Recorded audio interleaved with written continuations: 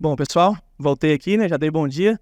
Pessoal, esse trabalho, ele foi desenvolvido, como a Thaís já falou, foi uma dissertação do meu mestrado que eu fiz em Santa Maria, Rio Grande do Sul.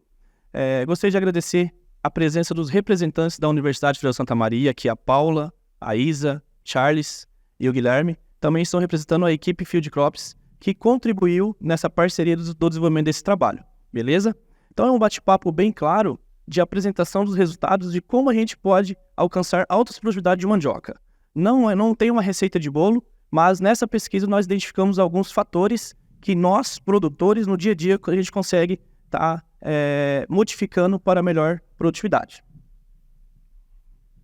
Bom, nós temos um grande desafio como produtores e engenheiros agrônomos, que é o quê? Produzir alimentos.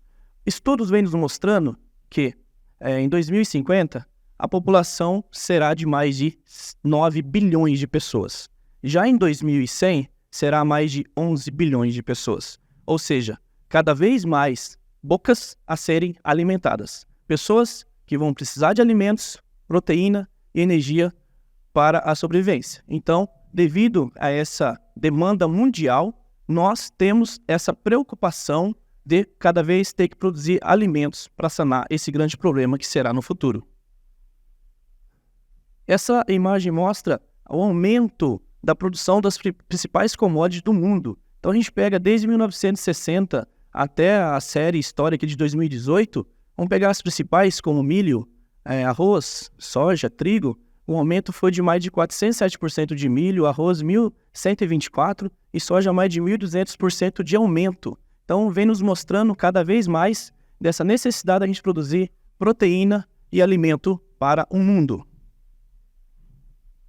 Dessa forma, existe um projeto a nível mundial chamado Global Yield Gap Atlas. É um projeto organizado e gerenciado pela Universidade de Nebraska e aqui no Brasil, a equipe Field Crops, junto na Universidade Federal de Santa Maria, também desenvolve esse projeto, que tem como objetivo identificar e reduzir as lacunas de produtividade das importantes culturas agrícolas. Ou seja, quanto a mais eu consigo produzir de alimento na mesma área agricultável hoje. Então esse estudo vem nos mostrar realmente qual que é esse potencial, até quanto a gente pode produzir a mais de forma sustentável, sem degradar o nosso meio ambiente e a utilização das áreas que já existem hoje para a nossa agricultura. E as principais culturas que vêm trabalhando a nível mundial: milho, trigo, soja, arroz, cevada, cana-de-açúcar, painço e mandioca. Somente pensando nos países africanos. Sim? Tá. A mandioca, ela vem para resolver esse problema com relação à fome, né? Por ser uma cultura de fácil cultivo. A mandioca, nome científico Manihot succulenta crux, ela foi nomeada pela ONU. A Organização das Nações Unidas elegeu a mandioca como o alimento do século XXI. Ou seja, é um alimento de fácil cultivo que vai resolver grande problema da fome a nível mundial. Esse vento aqui, tá? Que eu tenho que afastar.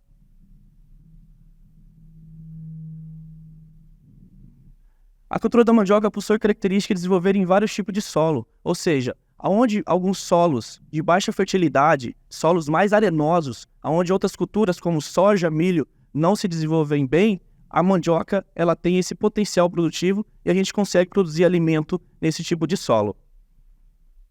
Dessa forma, a mandioca na forma in natura, né, plantio, pensando em mandioca de indústria, ok? Temos um resultado final como a fécula. Ela possui na sua composição quase 69% de água, 30% de carboidratos, e esse 30%, 25% é amido, 1,2% de fibra e muito pouca proteína. Ou seja, o resultado principal da mandioca de indústria é a extração do amido, a fécula de mandioca, ok? Quando a gente pensa no Mato Grosso do Sul, qual que é a importância do nosso estado a nível nacional? Pois bem, a nível nacional, nós representamos 4,3% apenas da mandioca do Brasil. Na safra 17 e 21, nós chegamos aí com uma média IBGE de 37 mil hectares. A produção de fécula, quando a gente pensa em fécula, que é o nosso objetivo, nós temos uma participação de 25,8%. Ou seja, somos o segundo maior produtor de fécula de mandioca do Brasil, quando nós pensamos em mandioca da indústria? Pois bem, já no ano de 2020 a 2022, o Mato Grosso do Sul teve uma participação de 40% das exportações de fécula do Brasil. Então, olha a importância do nosso estado nessas comercializações. E nos últimos 5 anos, 17 e 21, nós tivemos uma participação de mais de 326 milhões de reais em comercialização. Só para pontuar para vocês, quais que são os maiores produtores de mandioca do mundo, né? É uma curiosidade bem interessante. Isso aqui, o mais atualizado, 21, com reflexo 2029. Nós temos a Nigéria, maior produtor de mandioca do mundo, seguido pela República do Congo, Tailândia, Gana e o nosso Brasil ocupando aí a 5ª posição, com um pouco mais de 18 milhões de toneladas de mandioca ano. Quando a gente pensa em produtividade, pessoal, a nossa produtividade ela vem estável nos últimos anos, ou seja, com a média de 14,5 a 15 toneladas por hectare, nível Brasil, uma produtividade muito baixa do que o potencial que a cultura tem, que vocês vão ver logo à frente, que é exorbitante.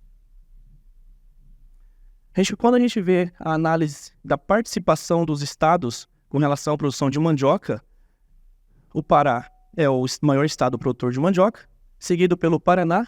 Isso aqui, pessoal, tanto mandioca de indústria e mandioca de mesa, ok? E nós ocupamos uma posição não muito considerada quando se pensa na produção de mandioca de indústria.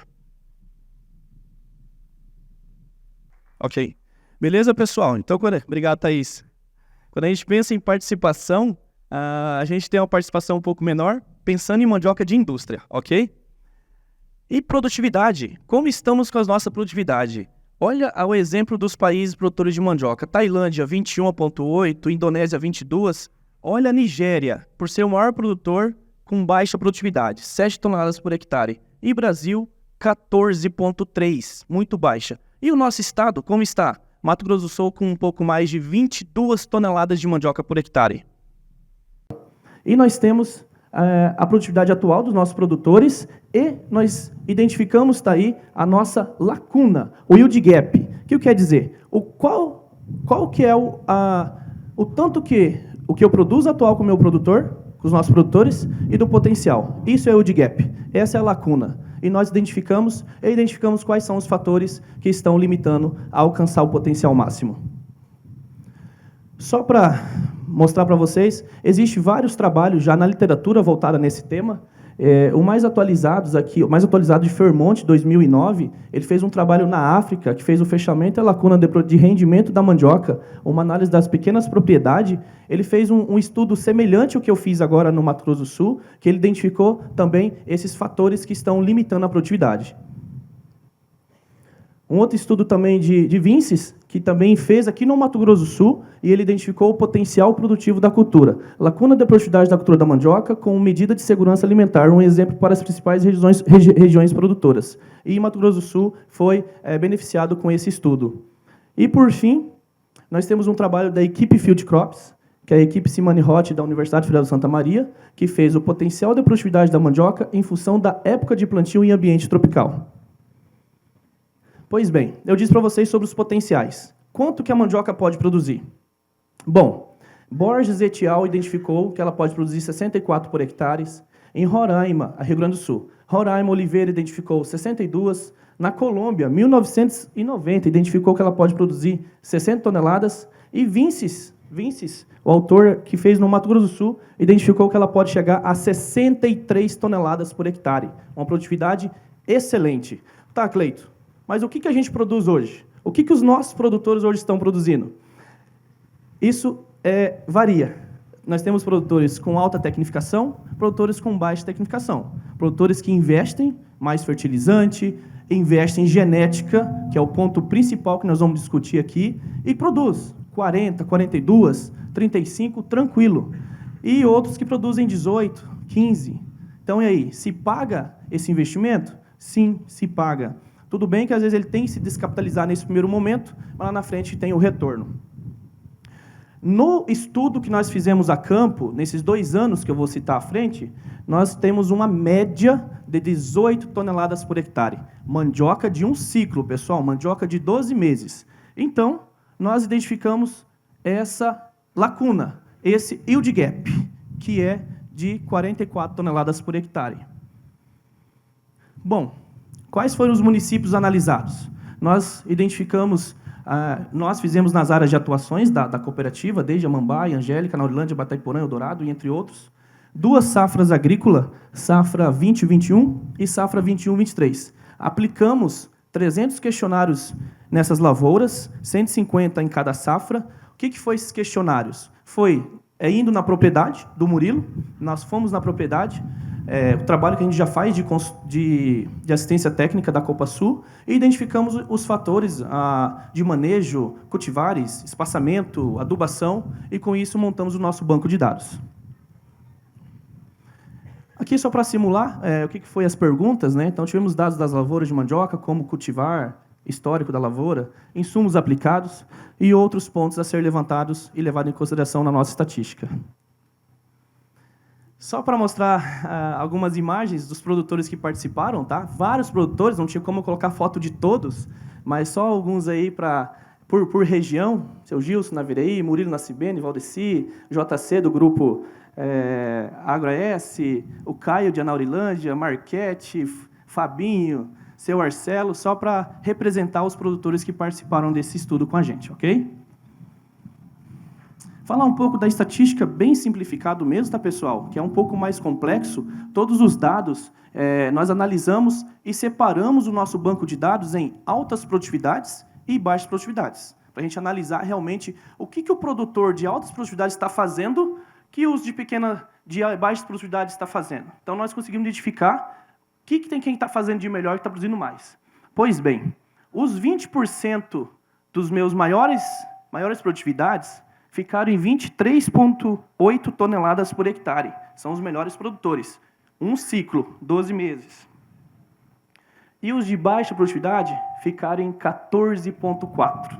Olha a discrepância, olha a diferença. O que o de 23 está fazendo que o de 14 não está fazendo? Nós identificamos.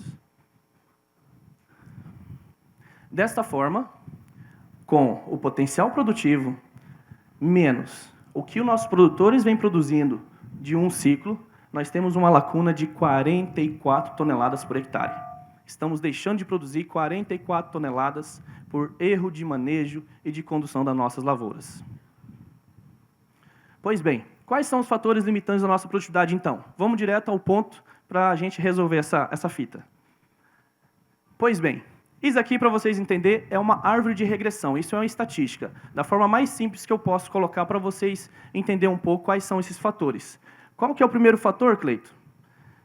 Cultivares. Aqui em cima, vamos falar só de altas produtividades, beleza? A gente vai identificar o que as altas estão fazendo para produzir mais. Altas produtividades, cultivares. As melhores cultivares, BRS 420, Paraguainha e BRS C01. Nós identificamos que os produtores estão trabalhando com essas cultivares e estão produzindo mais, tendo melhor rentabilidade, melhores teor de amido e um ROI de investimento com retorno maior. Aqui uma tabela de estatística, ok, que deu diferença. Até a Baianinha ainda ficou com algumas áreas produtivas que tem aí, fora da nossa de Naviraí, que ainda está produzindo. Segundo ponto, pessoal, adubação, fertilizante. Nós identificamos que produtores que estão colocando mais de 25,9 pontos, tá, de K2O, tá, de cloreto de potássio, está produzindo mais. E quando a gente pensa na nossa extração, o quanto que a cultura precisa, qual que é a extração, Cleito? Para a gente produzir 25 toneladas por hectare, isso está na literatura, Matos, ETL 23, precisamos de 146 kg de potássio, 123 kg de nitrogênio, 46 kg de cálcio, 27 de fósforo, 20 de magnésio. Fazer uma ponderação, cálcio e magnésio. Qual que é a fonte mais barata para me fornecer isso para a minha planta? Calcário. Calcário, tá? Então, temos que fazer análise de solo, fazer a calagem conforme recomendação, para fornecer essa extração necessária da nossa cultura, tá ok? Próximo, pessoal, próximo ponto.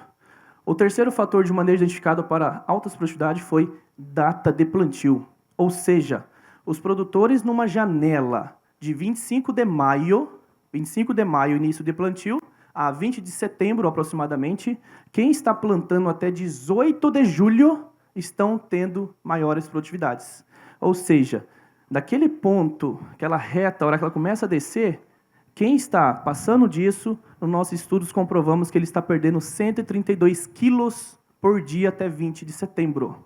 Então, é muito importante a nossa janela de plantio, organizar isso. Mas, Cleito, nossa chuva varia de ano para ano, tá? Mas se a gente tiver um bom planejamento, nós estamos vindo com um projeto de preparo de solo antecipado, calagem, estamos colocando plantas de cobertura, para estar fazendo ciclagem de nutrientes. E você ter um bom preparo e um plantio, você consegue. Isso é planejamento. Ah, mas eu pego a minha área, o pecuarista segura até a época de plantar. Tem que fazer a negociação e mostrar para ele o quanto que você vai perder depois. Ah, mas eu vou colher o milho, só vou plantar em agosto. Aí a gente tem um pouquinho de preocupação. Ou você vai, claro, deixar de produzir um pouco mais. Um outro ponto muito interessante, até ontem levei os pesquisadores para jantar, o Dr. Rudinei, houve uma discussão, que é o quê? Relação entre produtividade de mandioca versus número de controle de plantas daninhas. Os círculos são as lavouras que nós analisamos e nós temos um número de controle, ou seja, quantas vezes o produtor está entrando na sua lavoura para fazer controle de plantas daninhas. E o que esse número está interferindo na minha produtividade? Nós identificamos. Ou seja, os produtores que estão entrando com a média de 5 até 6 ali, no máximo, estão tendo melhores produtividades. Então, isso nos comprova que planta daninha, falar como o nosso fundador Sakai Kamitani falava, roça boa é roça limpa, né? Então, temos que controlar a planta daninha, galera. Fazer um ótimo pré-emergente, pós-graminicida, capina, cultivador que seja, não pode ter mato, não pode ter plantas daninhas na nossa lavoura. E o nosso estudo comprova. Os produtores que estão tendo o maior número, teve ali que chegou a 30, 32, fugiu um pouco da nossa régua. Está produzindo mais, está controlando mais, ok? Bom, um outro ponto identificado, pessoal. Rotação de cultura. Aqui nós não temos muito problema com mandioca em cima de mandioca. E no estudo nos mostrou que os produtores que fazem rotação de cultura, ok, que responderam sim, nós identificamos na lavoura, está tendo uma produtividade de 18,8 toneladas por hectare. Já aquele produtor que não faz, não, Cleito, vou plantar mais um ano, não, vou plantar mais um ano, ele está tendo uma produtividade de 16,3 toneladas por hectare. Olha a diferença pensando em rotação de cultura. Falamos de produtividade. Como mandioca de indústria, que o que importa também é produtividade e teor de amido, identificamos também alguns fatores que estão interferindo nos meus melhores teores de amido. E quais foram? Também cultivares.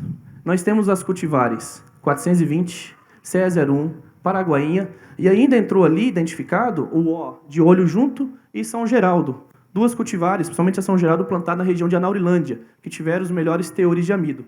Então, nos mostra novamente, para mim ter bons teores de amido, cultivar, genética, posicionamento de cultivar para a sua área de plantio.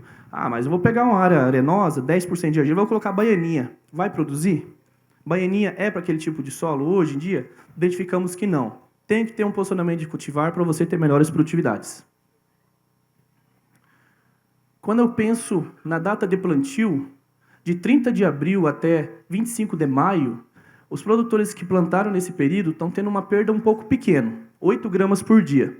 Já de 25 de maio a 18 de agosto, que é o período de maturidade fisiológica, né, a hora de eu tirar minha maniva para o plantio, ela está madura, eu tenho uma estabilidade no teor de amido.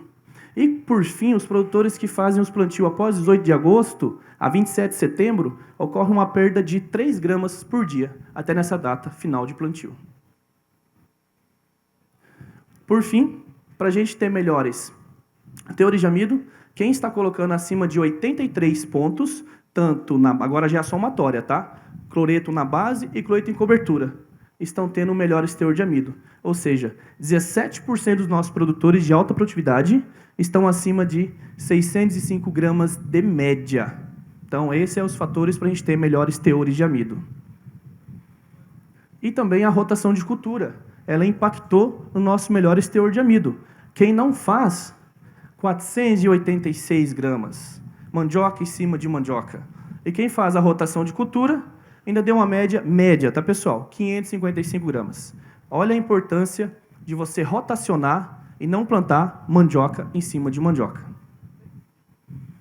Por fim, para a gente estar finalizando, quais foram as conclusões? A lacuna da produtividade explorável no Mato Grosso do Sul, então, está bem clara. Nós temos aí até mais 44 toneladas para a gente alcançar de produtividade.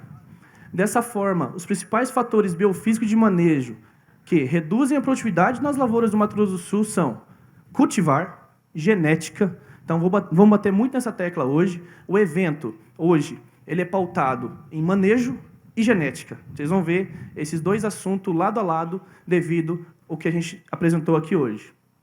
A quantidade de adubação total de K2O, data de plantio e o número de controle de plantas daninhas foram os principais fatores identificados.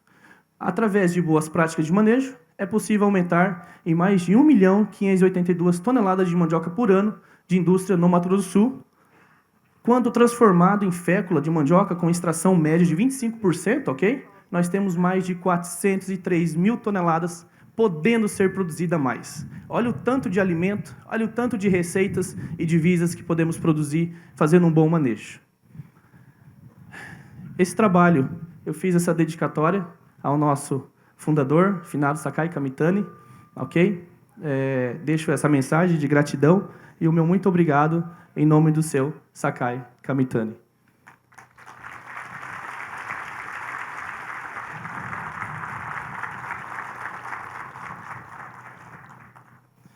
Bom, não sei se tem outro microfone para as perguntas, para a gente dar sequência, né? Deve ter alguns questionamentos, se alguém tiver aí, quiser levantar a mão. Thaís, cadê a Thaís? Ah, está o microfone aí. Alguma pergunta, pessoal? Ou ficou bem claro? Alguma dúvida? Vamos dar sequência, então, aqui, pessoal. Se não tem dúvidas e perguntas, então ficou claro. E qualquer coisa, estaremos aqui na organização junto com vocês aí.